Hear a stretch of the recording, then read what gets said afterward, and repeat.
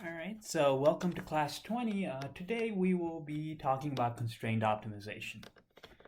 All right, so if we rewind a couple of lectures, first we talked about given a function of two variables, how to find its local max and its local min. All right, so last class we talked about how to find the global max and global min of a function of two variables on a closed and bounded region. Right, so today we will talk about optimization problems subject to constraints. All right, so here's how I like to think about constraints is whenever we're trying to optimize something, there's always a catch, right? So let's think of consumers. Consumers make decisions on what to buy, constrained by the fact that their choice must be affordable.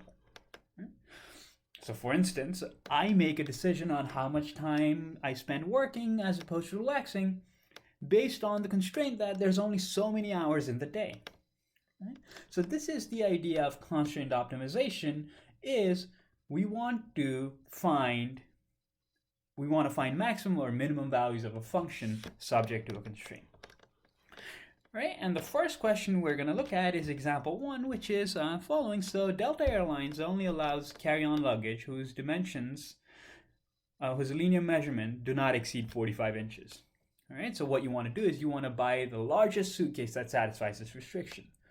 So what you would like to do is you would like to find dimensions of the suitcase that fits the requirement that would fit the most stuff. So if you're thinking about it, if you want to fit the most stuff in a suitcase, what quantity do you want to maximize?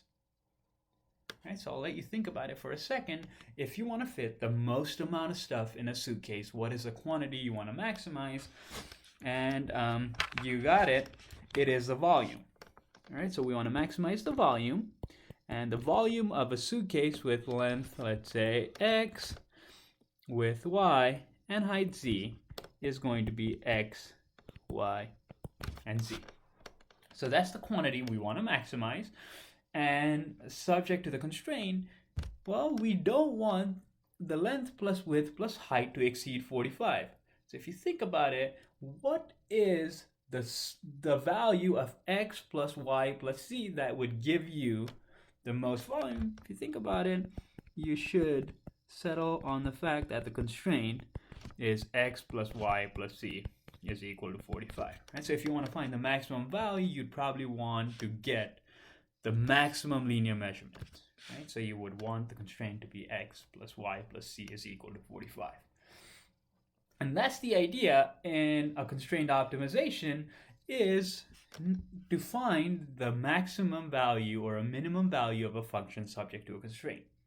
For today, we are going to concentrate on maximizing and minimizing a function of two variables. So the goal today is to find the extreme values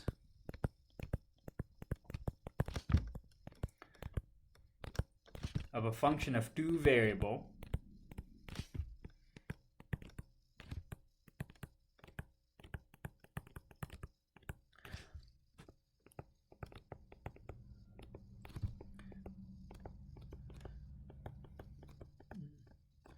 subject to a constraint.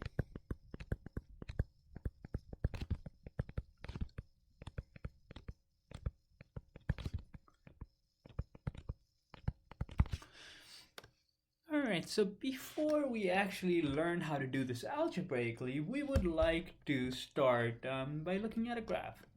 Alright, so the question I want you to think of is the following. So let's say we are interested in finding the maximum value of my function, whose graph is given below, but I don't really want just global max or absolute min. I want to find the maximum of a function corresponding to inputs that lie on this red circle here. So again, I am not interested in all x and y's. I am looking at the extreme values of my function subject to the constraint that the x and y values lie on this curve, red curve here on the xy plane. All right, so again, we are only considering inputs lying on this red circle here. So there's a nice picture here already where if you look at this blue circle here, this blue circle indicates the outputs corresponding to the inputs that lie on the red circle. So what we're doing is we're taking all the values on the red circle, plugging it into our function, and graphing just those points there, not the entire surface. And now, with this picture here, it's easy to see where the max value is, right? So the max value is exactly at this point here. It's at the highest point. So this is the maximum value of our function subject to the constraint that the inputs lie on this red circle below. All right, so that's one picture here of the surface plot. However, if you've guessed it already, to actually locate where the max value occurs, it's probably easier to go to a contour plot, right? So again, if you think what are contour plots, the contour plots are exactly the points, the inputs that lie at a given height here. So the contour plots are picture, they're given in blue here, and the constrained curve is in red. So what we're trying to do is we are trying to find the maximum value of our function subject to the constraint, meaning we are only interested in looking at the xy points that lie on the red curve here. So if you think about it, if you look at it, what is the smallest value of this, what is the largest value of this function here? We're not looking at just the largest period or just the largest that shows up in this graph here. We are looking at the largest value that also lies on the red curve here. And you've guessed it, if you look at it, the largest value that lies on the curve is 4, 6, 8. Same thing here. And so that's the maximum value subject to the constraint. Again, remember, this is different than the maximum value that shows up here because there's points with value 10 that show up on this contour plot here, but we are only interested in looking at points that lie on the red curve. All right, so that's graphical information. So with that being said, we are going to quickly define what the local max and local max subject to a constraint are going to be. So given f of xy is a smooth function of two variables and a constraint curve g of xy is equal to c, again, the constraint when we're talking about are going to be mostly curves in the xy plane. All right, so g of xy is a curve. Again, remember this red circle here, that's the image I want you to kind of keep in mind as we move forward.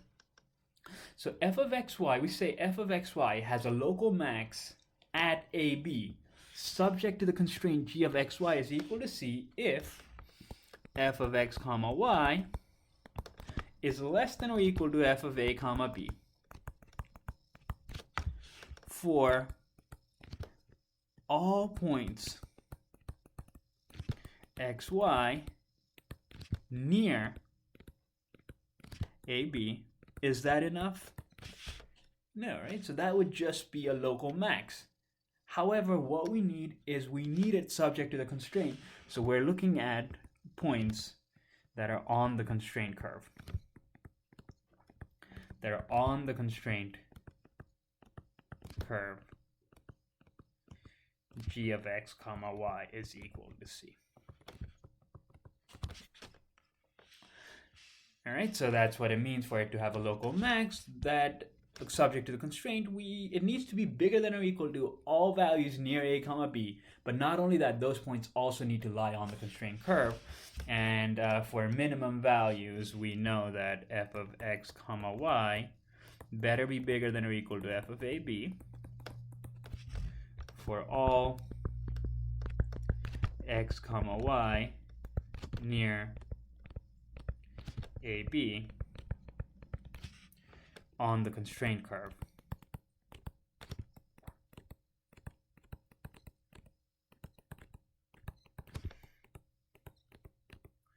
G of x comma y is equal to c. All right, so we have talked about local max and local min. Again, we are looking at it subject to the constraint curve. All right, so let's look at a few more examples. Let's look at example 2. Let's talk about example 2, and I'll let you work through example 3 on your own here. All right, so what we would like to do is we would like to determine the local max and local min of this function whose contour curve is given here, subject to the constraint that the points must lie on the red curve here. Alright, so again, the idea is we are only looking at the max and min value of this function whose contour plot is given, subject to the constraint that our values lie on this red curve here. Right? So let's see what's happening to this red curve here. So what is the value of my function at this point here? Well, it's 2. What is the value at this function here? Well, that value is 0. It's decreasing. That's -2. That's -4. What's happening here? That's -2. 0, 2, 0, 2, 4, 6, 8. And that one back here is 6. So we've gone through all the values here. So what we realize is as we move from this point here in this direction here, our value is decreasing, decreasing, decreasing until we hit this point, -4, after which point it starts increasing. Right? So that's going to be our local min subject to the constraint. So our local min in this case here is -4, and it's obtained at the point. So if I look at it, that's roughly, I would say, 10, 2. All right, so again, I am approximating it. All right, so I'm not being very precise here.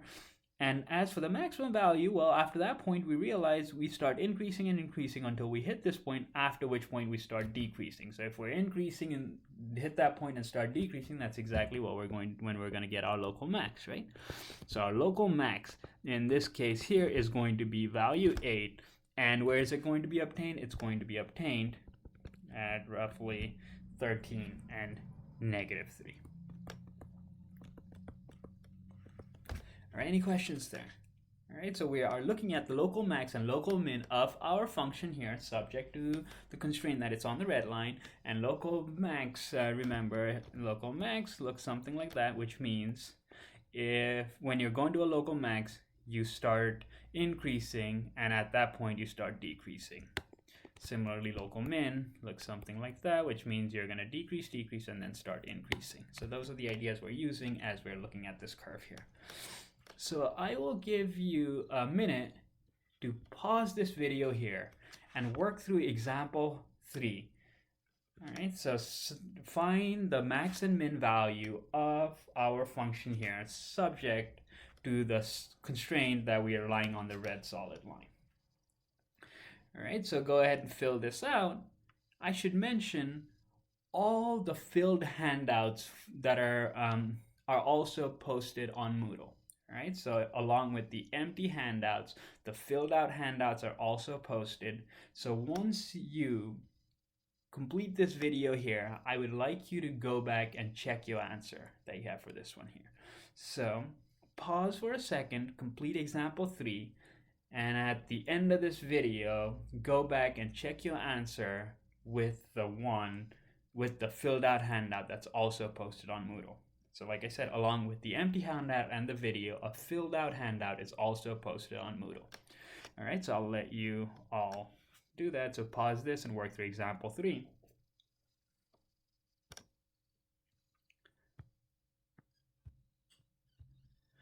All right, so now that we have a good sense for what local max and local min subject to constraint look like on a picture, we would like to come up with an algebraic method of doing it. All right, so you might think, hey,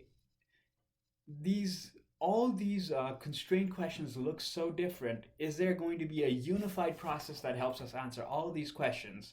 And the answer is yes. Luckily, there's a uniform process that we can apply to our optimization problem subject to a constraint to find the local max and local min values. All right, and this method is called the method of Lagrange multipliers. All right, so again, the idea is we want to optimize a smooth function. All right, everything is nice here. F of xy, a function of 2 variables, subject to the constraint g of x comma y is equal to c. What the method of Lagrange multiplier gives us, it gives us the inputs at which the local extreme values occur. All right, so it tells us where it's going to happen, and the points where it's going to happen is going to satisfy the 3 equations. First, since it's subject to a constraint, it has to satisfy the constraint equation. And the other two equations is that the partial derivative of f with respect to x is going to equal lambda times the partial derivative of g with respect to x. And similarly, the partial derivative of f with respect to y should equal lambda, the partial derivative of g with respect to y, x comma y. All right, so lambda here is a real number, it's some number, and what we are doing is we are looking for values of lambda, x, and y that satisfy all three of those equations, provided they exist. All right, so this value lambda here is called the Lagrange multiplier. All right, so what we need is the points x comma y where the extreme value occurs subject to the constraint have to satisfy the three equations written there. So the partial derivative of f with respect to x, again remember f is a function we're trying to optimize, is equal to lambda times the partial derivative of g with respect to x here. G is a constraint equation. Second, the partial derivative of f with respect to y should equal lambda times g, partial derivative of g with respect to y, and the constraint equation. Well, it turns out there's another condensed form of expressing these equations here, and the equation becomes the gradient of f. Remember, the gradient is a vector whose components are the partial derivatives, equals lambda times the gradient of g, and g of x comma y is equal to c. All right, so we are looking for values x, y, and lambda that satisfy these equations here. Again, even though this looks like one equation, it captures two, that the partial derivative of f with respect to x is equal to lambda times partial derivative of g with respect to x, and same thing for partial derivatives with respect to y. All right, okay, wonderful. So let's look at an example. All right, so the example we're going to look at is we're going to look at finding the maximum value of our function f of x comma y, which is 3x minus y plus 1, subject to the constraint 3x squared plus y squared is equal to 9. So whenever you're doing constraint optimization, I always want you to write down what you're optimizing and what your constraint is. So first thing is we want to optimize, and the function we want to optimize is f of x comma y is equal to 3x minus y plus 1, and subject to the constraint here is that my g of xy, which is 3x squared plus y squared, should equal 9. So really this is my g of xy, 3x squared plus y squared, and my constant c is 9. Alright, so now equipped with what we want to optimize and what the constraint is, we are going to apply the method of Lagrange multipliers. Alright, and the method of Lagrange multipliers sometimes requires some creative maneuvering and some algebra, but what we're going to do is we're going to go ahead and follow the process. So the first thing we are going to need to do is find the partial derivatives of both f and g with respect to x and y. So let's go ahead and do that. What is the partial derivative of our function f with respect to x? Well, with respect to x, I have 3x minus y plus 1. So the partial derivative with respect to x is 3. All right, so let me just write down the variables as well for the time being. F of xy is negative 3. And the partial, it was positive 3. And the partial derivative of my function f with respect to y is going to equal negative 1. Similarly, now that we know our g of x, we're going to go ahead and compute the partial derivatives. So the partial derivative of g with respect to x is the derivative of 3x squared, which is 6x. Remember, the derivative of y squared with respect to x is going to be 0. And the partial derivative of g with respect to y is going to equal 2y. All right. So we are looking for x and y that satisfy the following three equations. The first equation it should satisfy is that the partial derivative of f of x should equal lambda times g of x.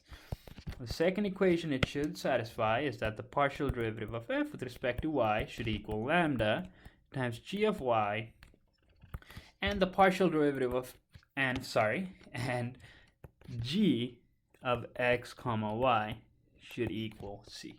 All right, so all inputs where local max or local min could happen have to satisfy these three equations.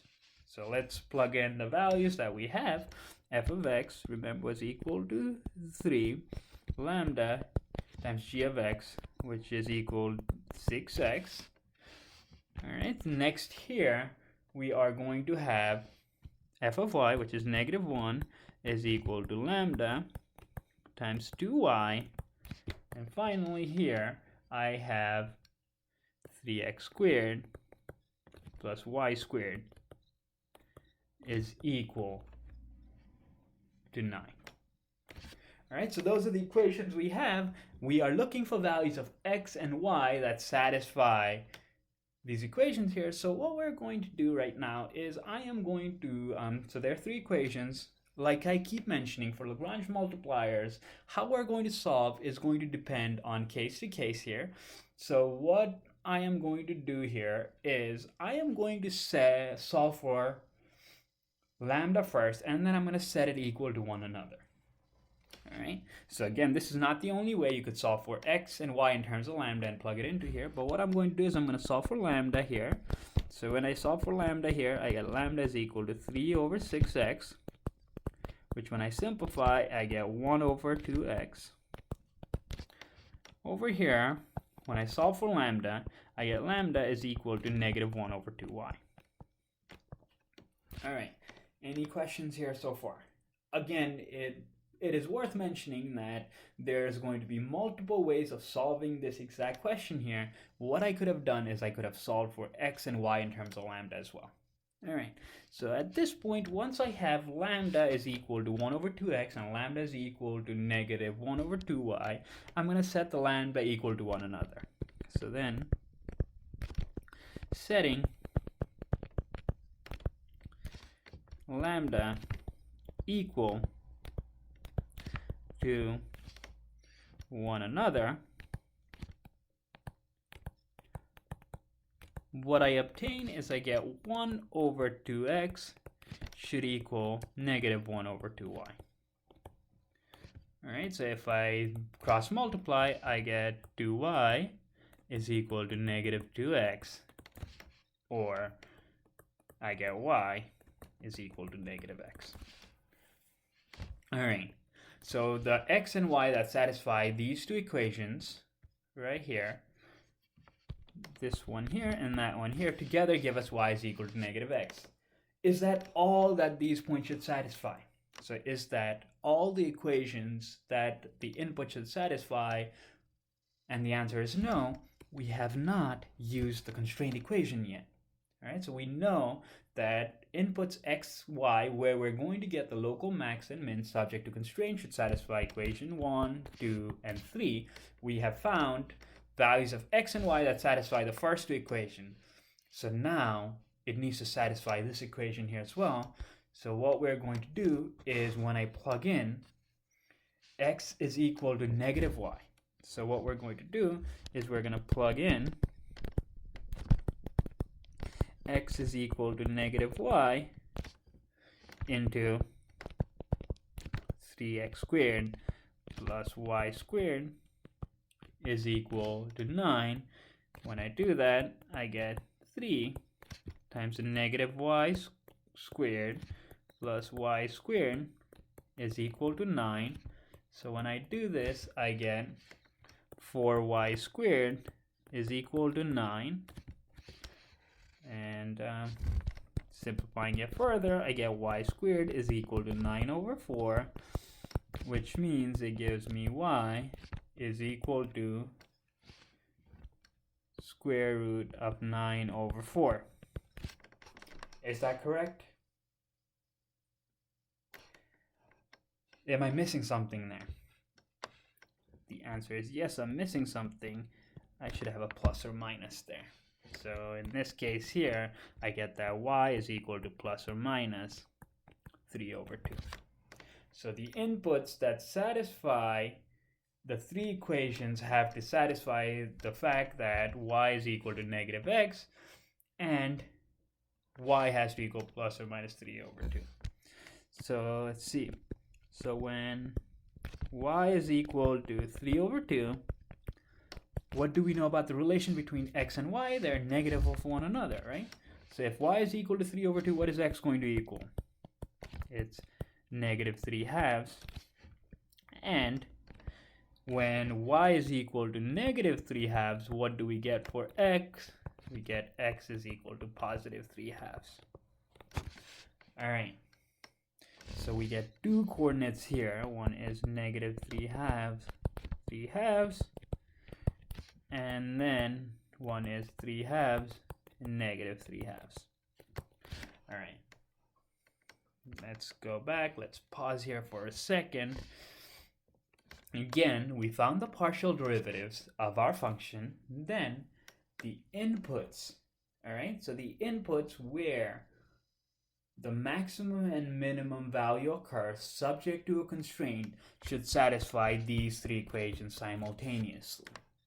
All right, so what we did is we went ahead through this entire process here, and that's what we were finding. We were finding x and y that satisfy those three equations there. All right, so these are the inputs where our function could have a local max and a local min. So those are the candidates input. All right, so that's where the function is going to have a local min and a local max subject to the constraint. You might say, hey, we did not ever find lambda.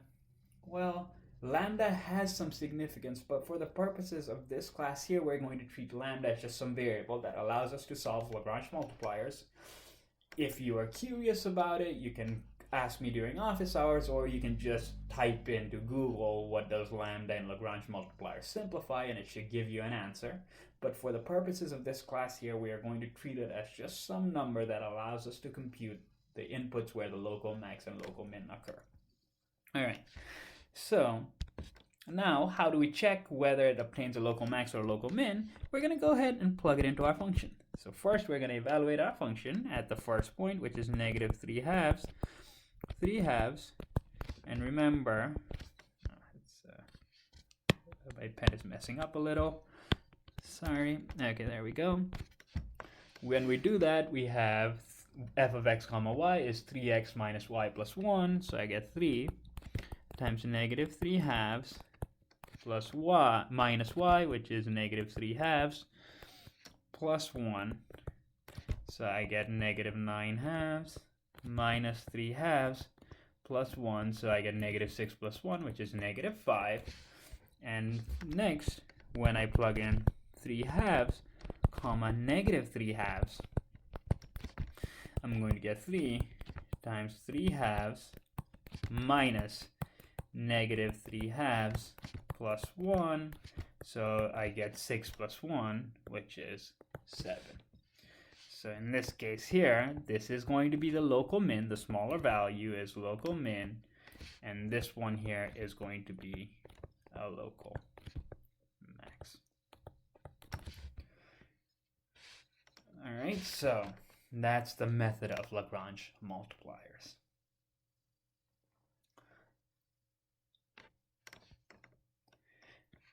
All right, so what I would like you all to do is I'm going to stop this video here, but I would like you all to go ahead and attempt example 5. Maybe I will set it up here. We'll talk about what the function we want to maximize and what the constraints are, and I'll let you complete it from there. I will, depending on if you want to, I will post a video separately where I'm working through example 5, depending on demand. So, like I said, we're going to set up example number 5 right now. Just set up what the function here we want to maximize and what the constraint is, and then I will let you work through it. And based on the demand for it, I might post a video explaining example number 5 in detail. All right, so let's complete the setup real quick. I know this video is already stretching out a little. I'm gonna figure out a way of making these smaller. I want to be at the 25 to 30 minute mark. I feel like I'm stretching it a little bit here. All right, so let's read through example 5. By investing X units of labor and Y units of capital, a low-end watch manufacturer can produce P, which is 50x to the 0.4, Y to the 0.6 watches.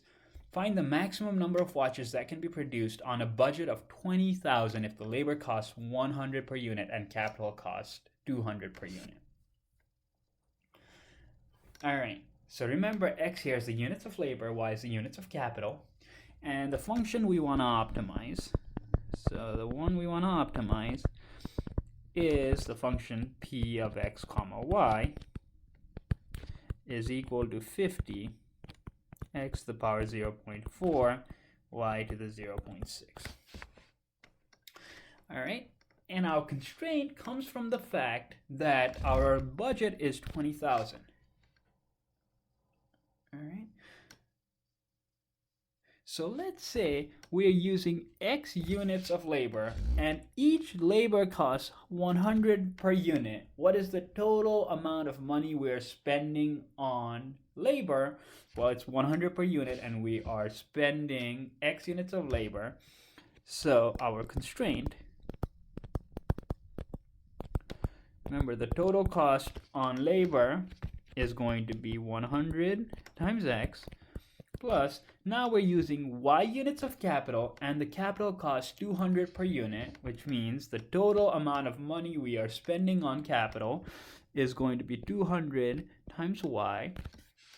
And what is the maximum this quantity can be? Can it be as much? Can we spend as much money as we want on labor and capital? No, right? The budget here is given to us is 20,000, so the maximum we can spend here is going to be 20,000. All right, so the constraint comes from the fact that our cost, which is 100x plus 200y, can be no more than 20,000. And this quantity here now is our g of x comma y. All right, so I will let you work through this example here on your own. Again, remember, a filled out handout for these ones are posted on Moodle, so after you attempt it, I would like you to go check your answer with the ones that are filled out. Don't look at the answer before you get started. Try it on your own. See if you can get it, and if you can't, compare the answer. And as always, if you have any questions, please get in touch with me. Right? Ask me if you have any questions. That's it for right now. Have a wonderful day. All right, bye-bye.